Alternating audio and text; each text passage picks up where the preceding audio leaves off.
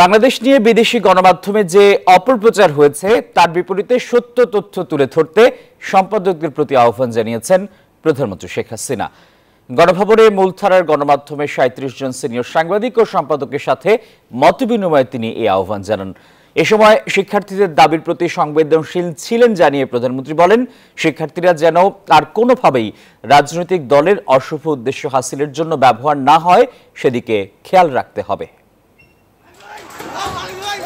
কোটা সংস্কার আন্দোলনের নামে সারা দেশে নারকীয় ধ্বংসযজ্ঞের পর পরিস্থিতি স্বাভাবিক করতে কারফিউ জারি করে সরকার। ধীরে ধীরে খুলে দেওয়া হয় বিভিন্ন অফিস আদালত, স্বাভাবিক হতে শুরু করেছে মানুষের জীবনযাত্রা।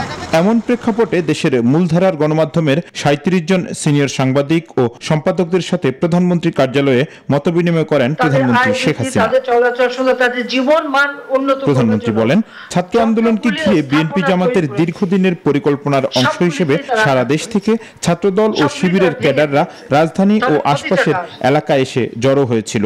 এই যে লোক চলে আসা, এরা ঢাকা ঠিক বাইরের পেরিফেরিতে থেকে ওই এক এক জায়গা থেকে যারা যে দিক থেকে আসছে এবং সমস্ত বাংলাদেশ থেকে এই শিবির জামাত এরা কিন্তু ঢুকে আসছে, সাথে সাথে ছাত্র দলেরও ক্যাডাররা কিন্তু সক্রিয় ছিল, কারণ যতগুলি ঘটনা ঘটছে এরাও কিন্তু সম্পৃক্ত। আন্দোলনের শুরুতেই কোনো মৃতের সংখ্যা বাংলাদেশ না জানলেও আমেরিকার স্টেট ডিপার্টমেন্ট থেকে কিভাবে 2টি লাশের ঘোষণা আসলো সেই প্রশ্নও রাখেন তিনি। তখন কোনো লাশ পড়ে নাই, কিন্তু স্টেট ডিপার্টমেন্টের বক্তব্য এসে গেল যে 2টি লাশ পড়েছে। তো লাশের খবর তাদের কে দিল? তাহলে লাশ ফেলার নির্দেশটা কে দিয়েছিল? প্রধানমন্ত্রী বলেন, বিএনপি জামাতের পূর্ব পরিকল্পনায় দেশের বিভিন্ন স্থাপনায় অগ্নিসংযোগের চিত্র প্রকাশ না করে বিদেশি গণমাধ্যমে দেশের ভাবমূর্তি নষ্ট করা হয়েছে, তা উদ্ধার করতে হবে। বললাম যে আবার কতগুলি রক্ত ঝরলো, যেটা কখনো আমার কাম্য ছিল না। হ্যাঁ, এখন ডিজিটাল বাংলাদেশ করেছি, তার সুফল মানুষ পেয়েছে, কুফল মানুষ পেল।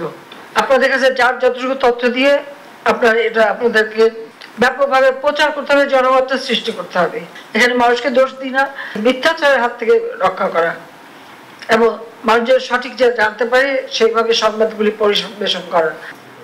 জনগণের জন্য তিনি যে কাজ করে যাচ্ছেন তার সুফল দেশের প্রান্তিক পর্যায়ের মানুষও পাচ্ছে উল্লেখ করে শেখ হাসিনা বলেন, সন্ত্রাসীদের বিরুদ্ধে জনগণকে রুখে দাঁড়াতে হবে।